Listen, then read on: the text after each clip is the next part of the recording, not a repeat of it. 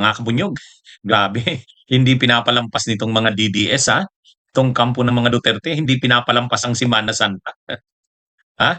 Talagang kahit Semana Santa, matindi ang bangayan ng mga ito, ha? Ha? Ano yan? Isa dyan sa mainit ang bangayan, itong kampo ni Bongo at saka ni Vic Rodriguez, ha? Si Attorney Vic Rodriguez. Yung tao ni Vic Rodriguez, mga tao ni Vic Rodriguez, nakikipag-away sa ah, itong grupo nila dating Congressman Jing Paras na identified umano kay Bongo. Kaya matindi ito mga kabunyog. Hmm? Pero ano yan, nung nakaraang araw, birthday ni Duterte, ni Digong, hmm? Matindi pala yung naging away ni ni Tupacio at saka ni Guanzon. Hmm? Matindi pala yung naging bangayan doon. Ah, Talagang lantaran. Ah, hindi nila nirespeto na, hindi na nila kinilala doon si Sara. Kahit nandun si Sara, kahit nandun sila Baste, kahit nandun yung mga DDS supporters, talagang matindi yung birahan ni Guanzon sa kanito Pasio. Ha? Talagang sa bagay, dati pa kasi yan. Yung away na yan ni Topacio sa ni Guanzon, bago pa si Guanzon napunta diyan sa mga DDS. Hmm? Ano na yan? Lalong mainit na yan. Sa katunayan, nanalo si Guanzon sa party list noong 2022. Siya ang first nominee. Dapat sana nakaupo siya noon eh. Kaya lang, kinontra siya ni Cardema, yung sa Duterte Youth, at saka ni Topacio. Kinontra ni Topacio. Si Topacio yung talagang saka si Cardema.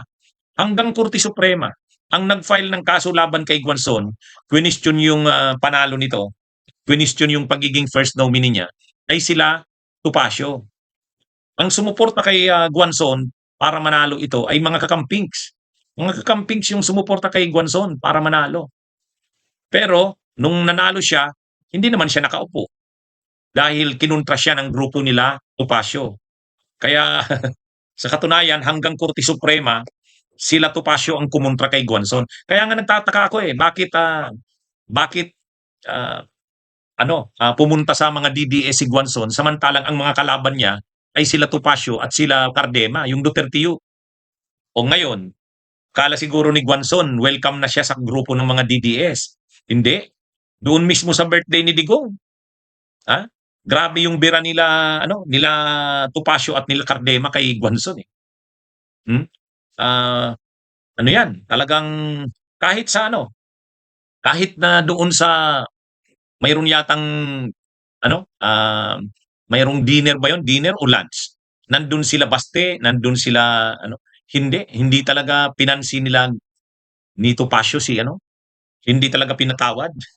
Talagang lantaran na binibira si Guanzon. Hmm? Kasi sinasabi nila itong si Guanzon ay balimbing, oportunista yan. Nandyan lang anya yan sa kampo ni Sara dahil nga si Sara yung lumalabas na nangunguna sa survey. O, kumbaga, sabi ni Topacio, ano yan? Malakas lang si Sara kaya nandito yan si Guanzon. Hindi yan, balimbing yan, oportunista yan. Kaya, ha? Yan, matindi yan, ha?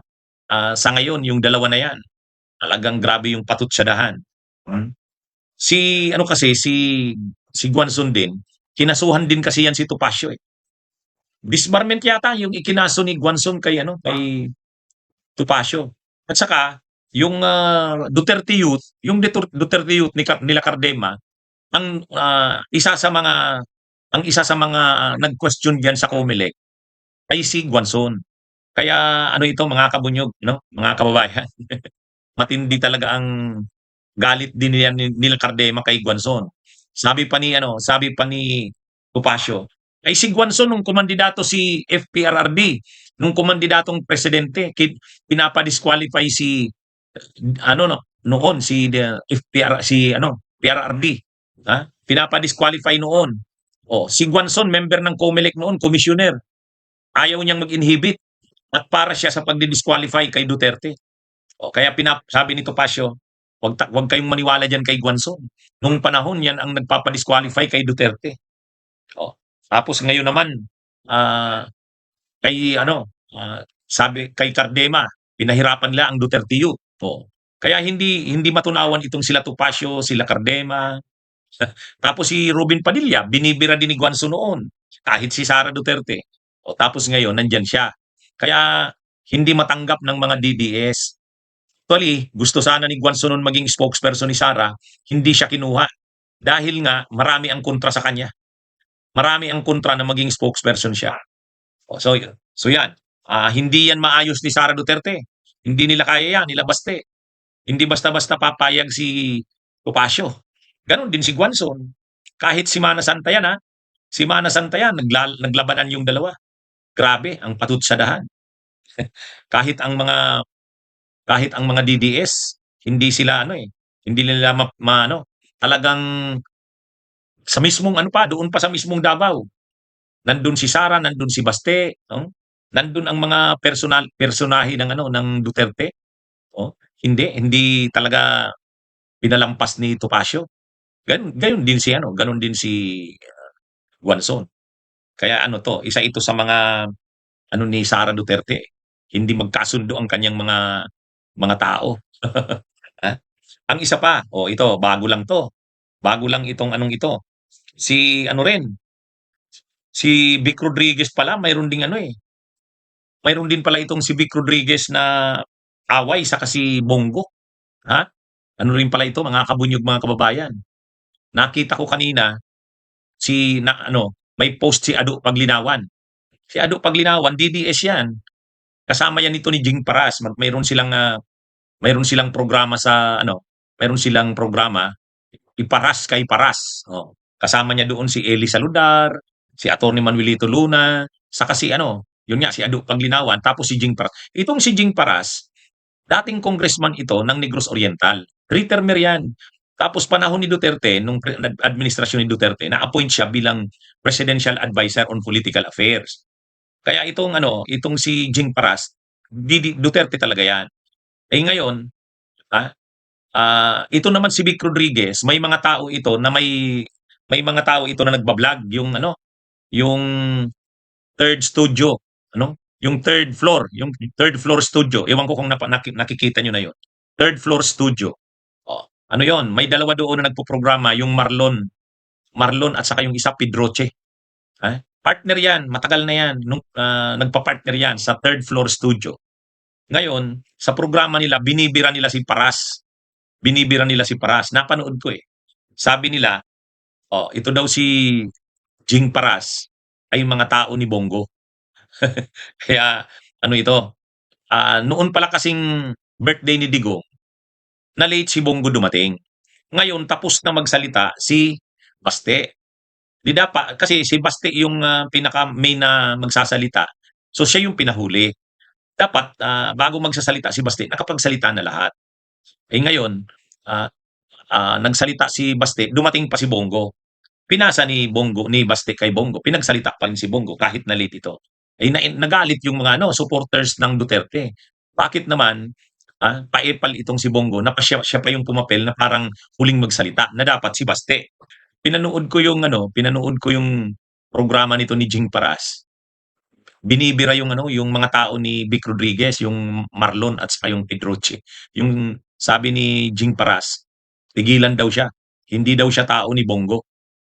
Tapos binira ni Jing Paras itong si Vic Rodriguez. Ayang si Vic Rodriguez, kawala lang yan ni Marcos. Hindi kami naniniwala na totoong Duterte yan. Yan, best friend niyan si Bongbong.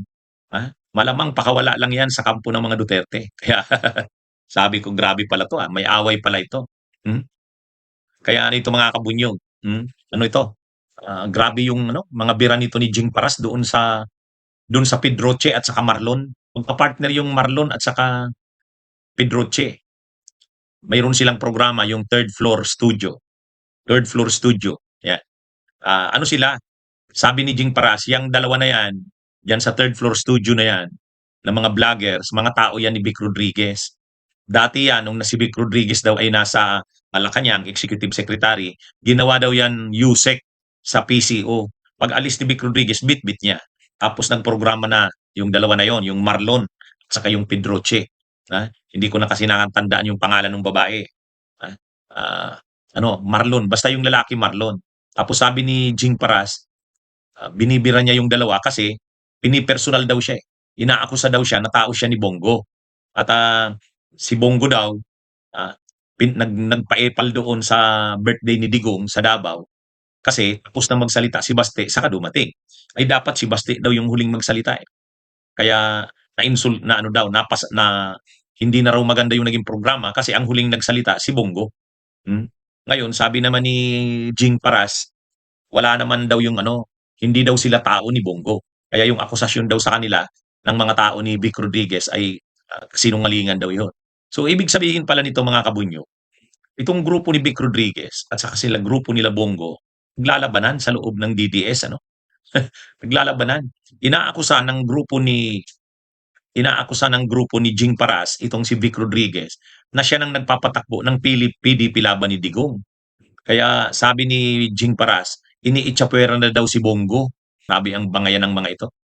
Kaya sabi naman nung Pedroche, yung tao ni Vic Rodriguez, wag daw silang hamunin ni Jing Paras kasi ilalabas daw nila ang video. Kapag nilabas daw nila ang video, masisira si Bongo. Ah, Masisira daw si Bongo. Kasi si Bongo daw ay kalaban na ng Duterte ni Sara. Grabe ano. Ganun yung kanilang ano, ganun yung kanilang labanan na ngayon ano. Talagang nagbabanatan. Ah. Mukhang ang dahilan nito nag-aagawan ito sa pagiging Vice President. Ah. Si Bongo yata gustong mag-Vice President kay Sara. Gustong mag-Vice President kay Sara. At baka hindi nga lang Vice President eh. Baka nag-iisip si Labongo na 'pag natanggal si Sara sa pagka-Vice President at na-convict ito, hindi na ito makakatakbo sa 2028 eh. Ah, 'Pag hindi na ito makatakbo sa 28, maghahanap ng pambato. So ngayon, mukhang ang gusto ng nila Vic Rodriguez si Baste. Kung hindi na makakatakbo si Sara, si Baste. Pero ito naman sila Jing Paras, ang gusto si Bongo. Kaya kumbaga naghahanda sila na ano, 'pag hindi na nakatakbo si Sara, sino ang tatakbo? O itong sila Jing Paras, si Bongo daw. Si nila Vic Rodriguez naman, si Baste. Ay ngayon, kaya ano ngayon, um, ang akusasyon ng mga tao ni Vic Rodriguez, yung nagbablog nga na yon na Marlon at saka Pedroche, si Bongo daw ang tinutulak nila Jing Paras. Ah. At ito namang sila Vic Rodriguez, pinagtatanggol nila si Baste. Kala ko noon yung sabi-sabi na si Bongo bantayan yan. Kasi posible yan bumoto sa conviction ni Sara. Posible pala yun. Kasi sa ganyan nga, nag-aaway sila. At pinagtatanggol ngayon ng kampo ni Vic Rodriguez si Baste. Nabastos daw sa pagdating ni Bongo. Kasi late si Bongo, dapat si Baste ang huling magsalita. Ay nagsalita pa si Bongo dahil na late. Ito namang si Bongo, pinagtatanggol nila Jing Paras.